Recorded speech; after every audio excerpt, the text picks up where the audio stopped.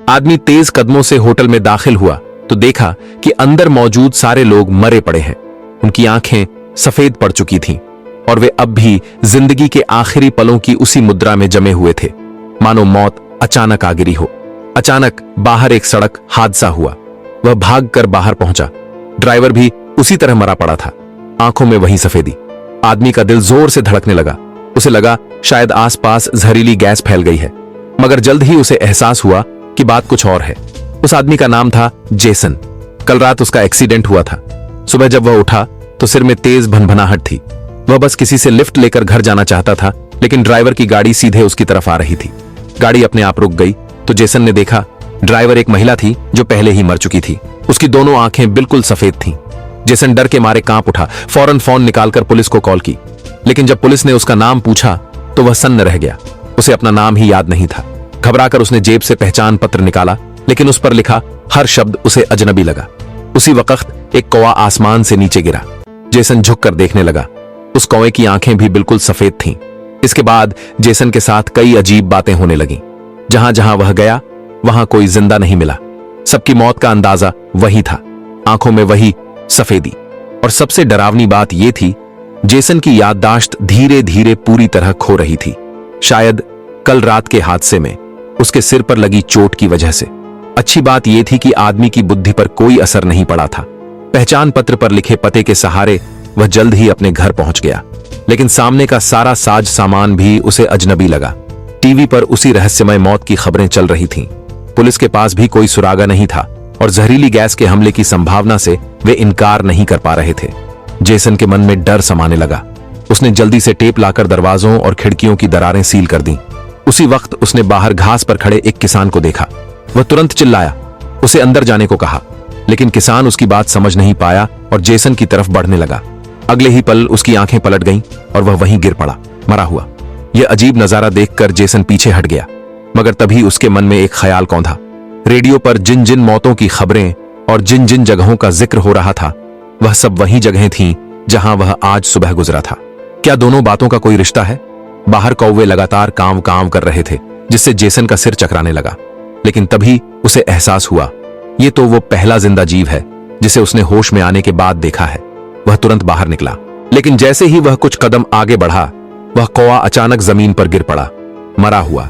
आदमी की शंका अब यकीन में बदल गई।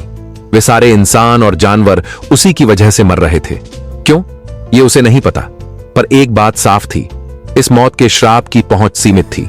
उसने रेशमी धागे से किसान और कौए दोनों की मौत की दूरी नापी। नतीजा लगभग बराबर था। दोनों ही करीब 20 मीटर के दायरे में मरे थे। उसी वक्त सड़क पर एक कार आती दिखी। जेसन तुरंत 20 मीटर पीछे हट गया। कार का ड्राइवर बिल्कुल ठीक था, जिंदा। अब जेसन को यकीन हो गया, जो भी जीव उसके 20 मीटर के भीतर आएगा वह बिना किसी चेतावनी के मर जाएगा। यह बात मानना मुश्किल था, मगर जेसन को अब अपनी मौत जैसी ताइजी की सच्चाई स्वीकार करनी पड़ी। उसने सोचा कि पुलिस से मदद मांगे, पर तुरंत ही डर लगा, अगर कोई पुलिस वाला पास आ गया और मर गया तो? इसका हल सोचने से पहले वह खुद को औजारों वाले कमरे में बंद कर लिया। दिमाग में बार बार कार दुर्घटना के दृश्य चमकने लगे। लगता था उसकी याददाश्त धीरे धीरे लौट रही थी। अचानक बाहर से कदमों की आहट आई। वह भागकर देखने गया। एक औरत आसपास घूम रही थी। जेसन के शरीर में सिहरन दौड़ गई। वह किसी बेगुनाह को नुकसान नहीं पहुंचाना चाहता था। वह जोर जोर से चिल्लाया, रुक जाओ! लेकिन औरत बेपरवाह होकर उसके दरवाजे तक पहुंच गई और जेसन हैरान रह गया। वह औरत मरी नहीं थी, बल्कि उसे जेसन का नाम भी पता था। पूछताछ के बाद पता चला कि जब जेसन का एक्सीडेंट हुआ था तो एली नाम की यह औरत पीछे की सीट पर बैठी थी, लेकिन उसकी भी ज्यादातर याददाश्त खो चुकी थी। सच्चाई जानने के लिए एली ड्राइविंग लाइसेंस पर लिखे पते का पीछा करते हुए यहां तक पहुंची थी। जेसन को हैरानी से उबरने में काफी देर लगी। एली ही एकमात्र इंसान थी जिस पर मौत की वह दूरी वाली सीमा असर नहीं कर रही थी। अफसोस, पूरे घर में औरत से जुड़ी कोई चीज नहीं मिली, जिससे साफ था कि दोनों के बीच कोई नजदीकी रिश्ता नहीं था। लेकिन इस वक्त उनका एक ही मकसद था, अपनी याददाश्त खोने की वजह पता करना, क्योंकि दोनों का एक साथ सब भूल जाना बहुत अजीब संयोग था। अगले दिन दोनों कार में बैठकर दुर्घटना स्थल की ओर रवाना हुए। जेसन ने पाया कि जब एली उसके पास होती है तो उसका मौत का श्राप जैसे गायब हो जाता है। आसपास के जानवर बिल्कुल ठीक रहते हैं। कुछ ही देर में वे दुर्घटना स्थल पहुंच गए। उन्होंने देखा कि घास पर एक गोलाकार क्षेत्र अब भी मौजूद था। और उस पर बने काले निशान आग के नहीं लगते थे। जेसन के दिमाग में कुछ बिखरी हुई यादें चमक उठीं, जैसे आसमान से बिजली गिरी हो और वह उस गोलाकार जगह के बिल्कुल बीच में खड़ा था। दोनों के बीच की दूरी ठीक उतनी ही थी जितनी मौत के घेरे की सीमा। जेसन को शक हुआ कि यह सब कुछ शायद एली से जुड़ा हुआ है, इसलिए उसने उसे अपने मौत वाले श्राप की अजीब बात बताई। एली को ऐसी बातें कहां यकीन आने वाली थीं। उसे लगा जेसन बस अपनी कातिलाना हरकतों का बहाना ढूंढ रहा है। वह जिद पर अड़ गई कि अब दोनों के रास्ते अलग होंगे। जेसन उसे समझाने के लिए पीछे भागा, मगर तभी रास्ते से गुजर रही एक महिला पुलिसकर्मी ने उसे रोक लिया।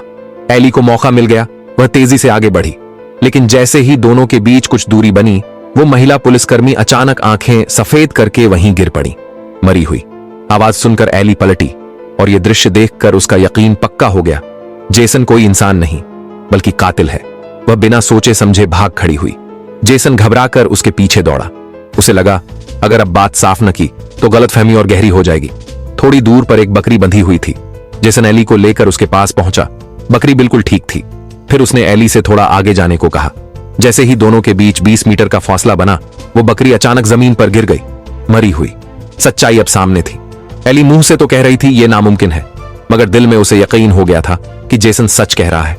जेसन अपने शरीर में हो रहे इस बदलाव को समझना चाहता था, इसलिए वह रात के अंधेरे में शहर के सेंट्रल हॉस्पिटल पहुंच गया। वह डॉक्टर को मौत के घेरे वाली बात बताने की हिम्मत नहीं जुटा पाया। बस इतना कहा कि उसका एक्सीडेंट हुआ था और उसे याददाश्त खो गई है। डॉक्टर ने तुरंत उसका पूरा बॉडी स्कैन करवाया, लेकिन रिपोर्ट आने से पहले ही टीवी पर एक ताजा खबर फ्लैश हुई। असल में जिस महिला पुलिस अफसर ने जेसन से पूछताछ की थी, उसकी मौत के वक्त उसकी कार का फोन कॉल डिस्कनेक्ट नहीं हुआ था। रिकॉर्ड की गई उस बातचीत में जेसन का नाम साफ साफ सुनाई दे रहा था।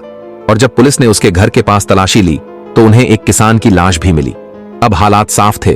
पुलिस ने जेसन को इन सभी रहस्यमयी मौतों का मुख्य संदिग्ध घोषित कर दिया। यह जगह अब सुरक्षित नहीं थी। दोनों ने अस्पताल से निकल भागने का फैसला किया, लेकिन तभी पुलिस वहां पहुंच चुकी थी। उसी वक्त मुख्य डॉक्टर अपने ऑफिस से बाहर निकला। जेसन तुरंत आगे बढ़ा और रिपोर्ट के बारे में पूछा। डॉक्टर ने बताया सब कुछ नॉर्मल है। इतना सुनते ही दोनों बिना पीछे देखे तेजी से निकल पड़े। रास्ते में एली की नजर दीवार पर लगे लापता व्यक्ति के पोस्टर पर पड़ी। वह वहीं रुक गई, जैसे अचानक कुछ याद आ गया हो। उसे जरा भी एहसास नहीं हुआ कि जेसन अब तक लिफ्ट में जा चुका है। जैसे ही लिफ्ट के दरवाजे बंद हुए, दोनों के शरीर से ठंडा पसीना फूट पड़ा, क्योंकि अब एली से अलग होते ही उसकी मौत का श्राप फिर से जाग गया था। अंदर लिफ्ट धीरे धीरे नीचे जा रही थी, पर एली डर से कांपती हुई पूरे जोर से दौड़ रही थी जेसन के 20 मीटर के भीतर बने रहने के लिए। अगर थोड़ी भी देर हुई तो इस पूरे अस्पताल के हर इंसान की सांस थम जाएगी। अच्छी बात यह रही कि आखिर में कोई बड़ी गड़बड़ नहीं हुई। अस्पताल से निकलने के बाद दोनों ने किसी सुनसान जगह पर रात बिताने का फैसला किया, मगर अगले ही दिन सुबह एली को जेसन की सह अपराधी घोषित कर दिया गया। पुलिस ने उसकी पूरी पहचान भी खोद निकाली। किसी को उम्मीद नहीं थी कि एली की एक शादीशुदा जिंदगी भी रही है। यह सुनकर खुद एली को भी सब कुछ बेहद अजीब और अविश्वसनीय लगा। दोनों ने काफी देर तक सोचा और आखिरकार यही तय किया कि एली के पति से मिलना ही सही रहेगा। उन्हें पुलिस से बात करने के लिए किसी बीच वाले की सख्त जरूरत थी और एली खुद भी अपने अतीत के बारे में सच्चाई जानना चाहती थी। वहां पहुंचने पर जेसन ने एक बार फिर मौत के घेरे का कमाल दिखाया, जिसके बाद पति सैम को भी इस अजीब हकीकत को मानना ही पड़ा। फिर उसने एली के अतीत के बारे में बताना शुरू किया। असल में एली की एक बहन थी जो अचानक लापता हो गई थी। एली ने हर जगह उसकी तलाश में पोस्टर लगाए, मगर कोई खबर नहीं मिली। निराशा में डूबकर एली ने खुदकुशी करने का मन बना लिया था। उसी वक्त जेसन उसकी जिंदगी में आया। उसने उसे समझाया, दिलासा दिया और धीरे धीरे एली ने मरने का ख्याल छोड़ दिया। इसके बाद वह सहजता से जेसन की कार में बैठ गई। शायद किस्मत उन्हें पहले से जोड़ चुकी थी। यह सब सुनकर जेसन की याददाश्त भी कुछ लौटने लगी। उसे याद आया कि जंगल के भीतर उसका एक गुप्त ठिकाना है। वहीं दूसरी ओर एली को अपने पति की कोई याद नहीं थी। उसे तो जेसन के प्रति एक अजीब सी आत्मीयता महसूस हो रही थी, जैसे वह उसे हमेशा से जानती हो। सैम भी इस बेरुखी को महसूस कर रहा था। ईर्ष्या इंसान को पागल बना देती है, और सच में इस आदमी ने अपनी ही पत्नी की रिपोर्ट पुलिस में कर दी। याद रखिए, इस वक्त एली एक फरार वांटेड क्रिमिनल थी। ज्यादा वक्त नहीं बीता कि एक बड़ी पुलिस टीम वहां धड़धड़ाते हुए घुस आई। अचानक हुए इस छापे में जेसन और एली दोनों को जमीन पर गिरा दिया गया और यहीं से शुरू हुआ पुलिस का कमाल का दांव। उन्होंने दोनों को अलग अलग पूछताछ के लिए बांट दिया। जेसन जोर से चिल्लाया, उन्हें मत ले जाओ, लेकिन पुलिस वालों को किसी फरार अपराधी की बात सुनने में कोई दिलचस्पी नहीं थी। जैसे ही जेसन को जबरदस्ती कमरे से बाहर घसीटा गया, अचानक आसपास मौजूद सभी लोग जमीन पर गिर पड़े। सिर्फ एक इंसान जिंदा बचा था, एली का पति सैम। असल में वह तब तक बाहर नहीं निकला था जब तक एली और जेसन एक साथ नहीं आ गए थे। सैम को अपने पहले किए गए काम, पुलिस को खबर देने का गहरा पछतावा हुआ। उसने दोनों से कहा, तुम लोग जल्दी भाग जाओ, मैं यहां रहकर सब संभाल लूंगा। और इस तरह एली और जेसन की भागने की कहानी फिर से शुरू हुई। रास्ते में एक कन्वीनियंस स्टोर से गुजरते वक्त उन्होंने टीवी पर एक खबर देखी। अमेरिकी अंतरिक्ष एजेंसी नासा ने आसमान में एक अजीब बिजली गिरने की घटना दर्ज की थी, जिसने एक सैटेलाइट को पूरी तरह तबाह कर दिया था। जेसन के दिल में हलचल मच गई। वह तारीख ठीक उसी दिन की थी जिस दिन उनकी कार एक्सीडेंट हुई थी। क्या इन दोनों घटनाओं के बीच कोई संबंध था? लेकिन अब नासा जाकर इसकी जांच करना नामुमकिन था। फिलहाल वह सिर्फ एक ही काम कर सकता था, अपने प्लान के मुताबिक उस गुप्त झोपड़ी की ओर लौटना जहां वह अपनी याददाश्त खोने से पहले रहा करता था। जेसन को लगा कि यूं हमेशा छुपे रहना कोई हल नहीं है। भले ही पुलिस मौत के घेरे की कहानी पर यकीन कर ले, फिर भी वह कभी सामान्य जिंदगी नहीं जी पाएगा। एली को किसी मुसीबत में न डालने के लिए जेसन ने तय किया कि वह उसे यहां से भेज देगा। अब सब कुछ अकेले ही झेलना होगा। लेकिन एली किसी भी कीमत पर जाने को तैयार नहीं थी। सफर के दौरान बिताए गए हर पल में उसे एहसास हुआ कि वह जेसन से प्यार करने लगी है। जेसन इस सच्चाई को स्वीकार नहीं कर पा रहा था और उसने बाहर जाकर थोड़ी हवा लेने का फैसला किया। घर के अंदर जब एली आग में लकड़ियां डाल रही थी तो उसे बॉयलर के नीचे एक डायरी मिली। डायरी के हर पन्ने पर किसी लड़की की तस्वीर चिपकी थी और उनके मरने की पूरी प्रक्रिया लिखी हुई थी। आखिरी पन्ने पर तो उसका और उसकी बहन का नाम भी दर्ज था। तभी एली को सब याद आ गया। असल में जेसन एक सीरियल किलर था। उस रात जब जेसन उसे मारने वाला था तो एली ने जोर से प्रतिरोध किया। गाड़ी पलट गई और दोनों बाहर कूदकर बारिश में आमने सामने खड़े हो गए।